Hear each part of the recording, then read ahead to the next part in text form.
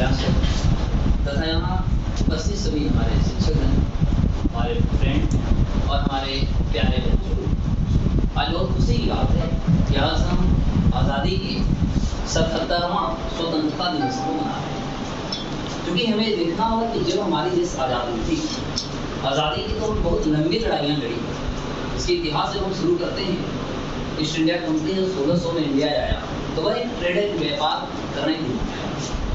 लेकिन जब अक्सर के युद्ध होता है 1764 में, और 1764 की जब युद्ध होती है उसमें मुगल शासक की हार होती है, अंग्रेज जीतते हैं, और 1765 में जब इलाहाबाद की संधि होती है, और इस संधि के दौरान जब हमने देखा कि महारानी जो एलिजाबेथ थी उन्हें दीवान का अधिकार जब मिलता है, तो उस दीवान के अधिकार मिलने के साथ ही उनके खासतौर पर बिहार और उत्तर प्रदेश, बंगाल, ये तीन जो उस समय हमारे पास क्षेत्र थे, यानी प्रिंसली उसमें कहें जो राजा वाले क्षेत्र, प्रिंसली वाले क्षेत्र, तो वहाँ पर जब उनको दीवान के अधिकार मिलती है तो वह न केवल रेवेन्यू कलेक्टर में लगे, बल्कि हम कह सकते हैं सिविल जस्टिस, जो न्याय की बात होती है, न्याय जैसी गतिविधियों को उन्हें अंजाम देना शुरू किया। और इससे हम ये कह सकते हैं कि जहाँ तक केवल उनकी व्यापार जैसी नीति जो थी, यह व्यापार की नीति से कहीं बाहर निकल करके उन्होंने प्रशासनिक गतिविधियों को अंजाम देना शुरू किया, और देश की जो हमारी इंटीग्रिटी थी, अखंडता, एकता, जिसमें कहीं न कहीं वो अपनी वर्चस्व कायम करना शुरू किया। जब 15 अगस्त 1947, 14 अगस्त 1947 में जब पाकिस्तान में,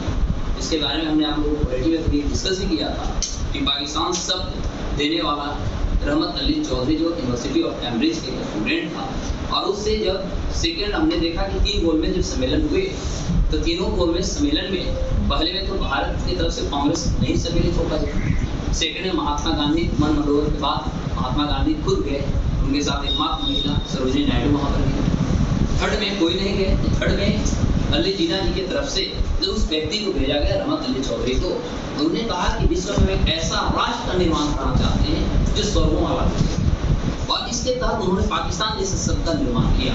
वो अलग बात है कि आज वो स्वर्ग नहीं कर पाए, तो आगे बढ़ेंगे।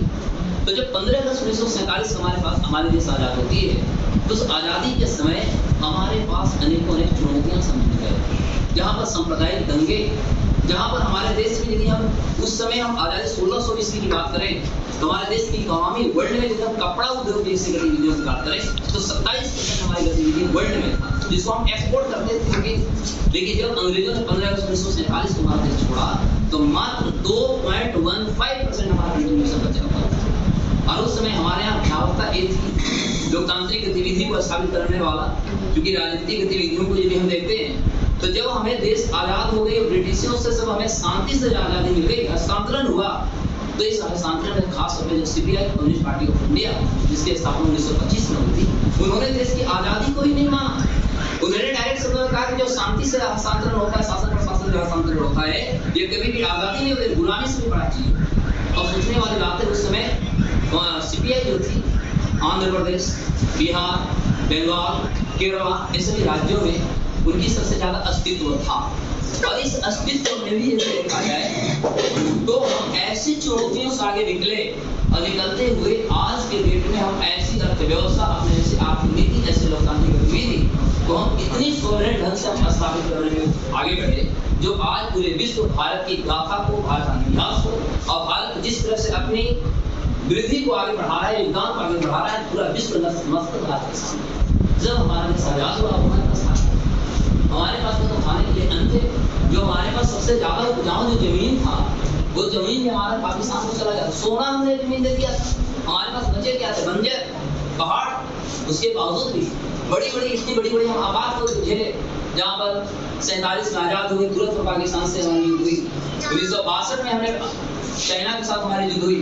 65 में विश्व में यदि देखा जाए भारत में पिछले 100 साल में जो बड़ी अकाल पड़ी थी, जो 1965 में भारत में अकाल पड़ा, और 1965 में हमने देखा कि पाकिस्तान की तरफ से भी वार हुआ, 1971 हमने लड़ा।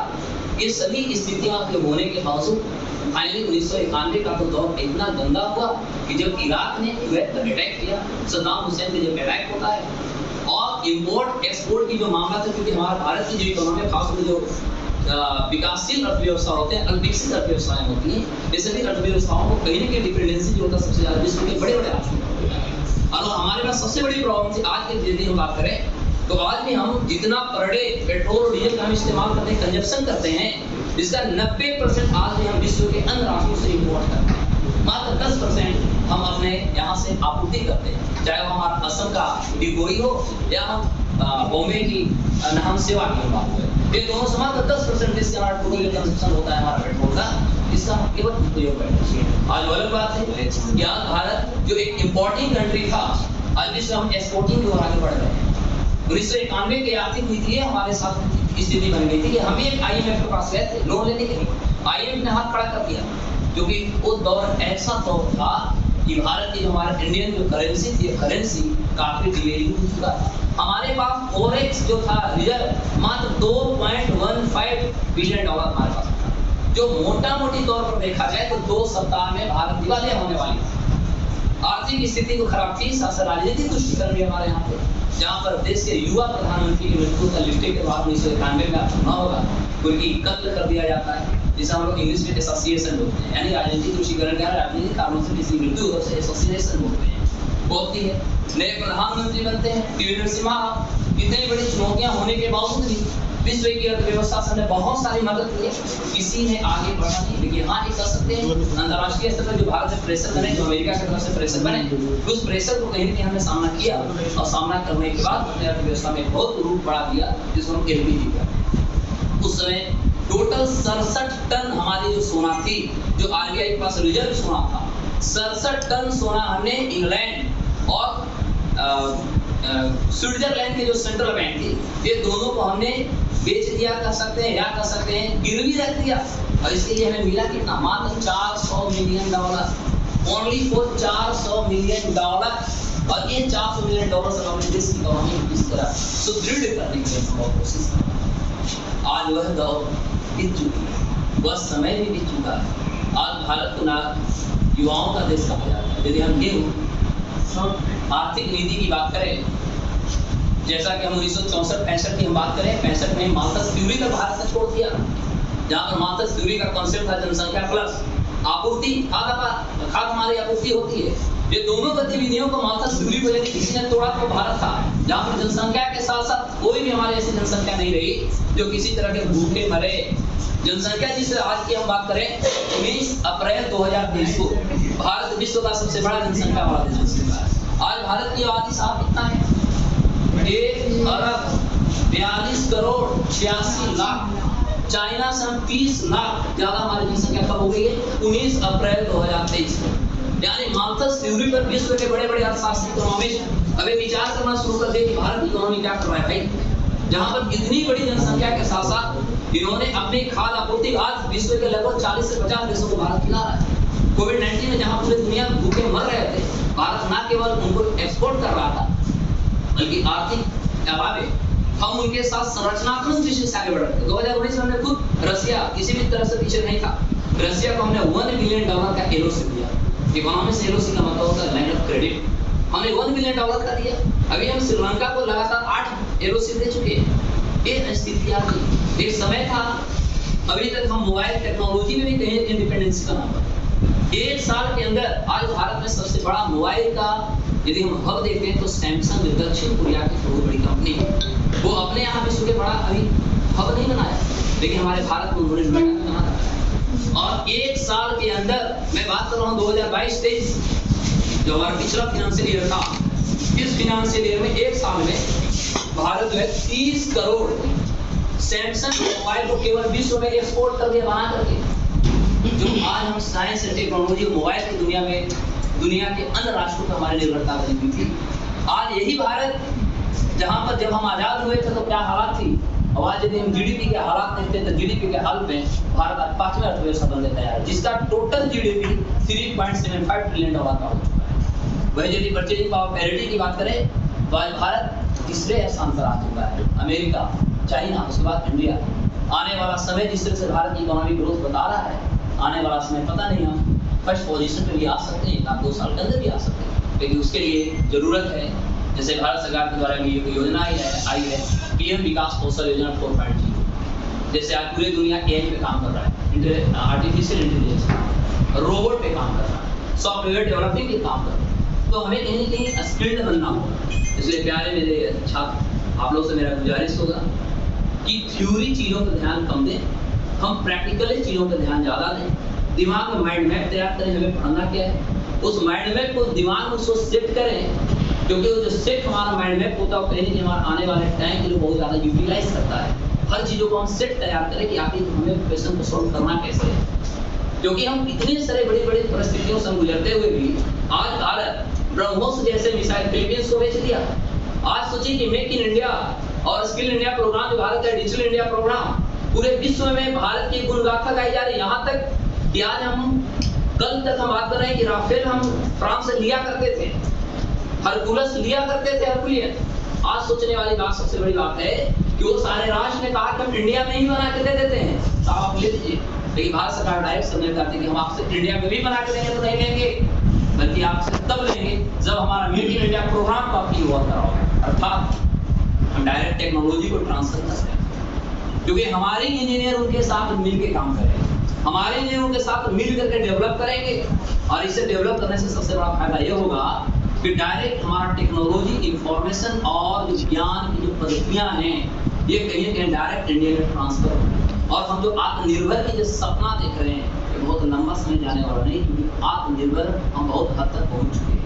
ऐसे योजनाओं को चलाने के लिए भारत सरकार द्वारा मुद्रा बैंक की योजना भी चलाई गई है। बहुत सारी ऐसी योजनाएं आपकी नीति में देखा जाए तो न केवल केंद्र सरकार द्वारा बल्कि बिहार सरकार और अन्य राज्य की सरकार के द्वारा विभिन्न प्रकार की योजनाएं चलाई जा रही है, जिससे कि युवा, क्योंकि भारत युवाओं का देश कहा जाता है, और भी यदि हम NFSS का रिपोर्ट पढ़ते हैं, यूनाइटेड नेशन का रिपोर्ट पढ़ते हैं, तो इस रिपोर्ट में लगभग 67% देश की आबादी युवा आबादी कहा जा रहा है। 67%, जो 2040 के बाद यह बुजुर्ग आबादी में तब्दील हो जाएगा, जो विश्व अभी जापान जिस तरह से जूझ रहा है। तो मैंने इस बात से कि हमारे जो युवा, जिसको हम इकोनॉमिक्स के तरह बोलेंगे ह्यूमन रिसोर्स, तो जो हमारा मानव संसाधन है, ये मानव संसाधन को आखिर उपयोग कैसे किया जाए, कहीं न कहीं हम इसमें कहीं हम पिछड़े रहे हैं। और यही कारण हो सकता है कि विश्व इतनी बड़ी आबादी, इतने अच्छा कौशल, इतनी अच्छी ज्ञान, अच्छी पद्धति के होने के बावजूद आज हम विश्व में 5वें नंबर की अर्थव्यवस्था है, इस सोचने विचारने वाला, लेकिन बहुत ज्यादा समय नहीं लगेगा। आने वाला समय भारत के पक्ष में होगा, क्योंकि भारत आज विश्व के 3 संस्थाओं का अध्यक्षता कर रहा है। आज Bharat United nation security council का अस्थायी सदस्य नहीं है साहब, ये हमारा अस्थायी। उसके बावजूद 7वां बार भारत विश्व में अपना कीर्तिमान स्थापित कर दिया है। आज भारत 7वां बार उसकी अध्यक्षता कर रहा है। वहीं एससीओ की बात करते हैं, शंघाई कोऑपरेशन ऑर्गेनाइजेशन, इसके भी भारत अध्यक्षता कर रहा है। G20 की भारत अध्यक्षता कर रहा है। ओवरऑल यदि देखा जाए तो G20 के अंतर्गत हमारा एक ही तो कॉन्सेप्ट ही है, वसुधैव कुटुंबकम, जिसका अर्थ होता है पूरा पृथ्वी दुनिया है, पूरा दुनिया हमारा परिवार। जब कोविड-19 का हम लोग दवा लिए थे, कोविशील्ड से लिए, उस दवा पर भी लिखा हुआ वसुधैव कुटुंबकम, और तभी लोग उसको देखे होंगे। तो मैंने इस बात आज भारत पड़ोसी फर्स्ट नीति हुआ, लुक ईस्ट पॉलिसी हुआ, लुक एक्ट पॉलिसी हुई, जो 1991 से लेकर 2014 में इसमें परिवर्तन किए गए। आज हम इस नीति के साथ चल रहे हैं, जहां पर चाइना भारत को घेरने के लिए स्ट्रिंग ऑफ पर्ल्स से इस नीति पर आगे बढ़ रही है।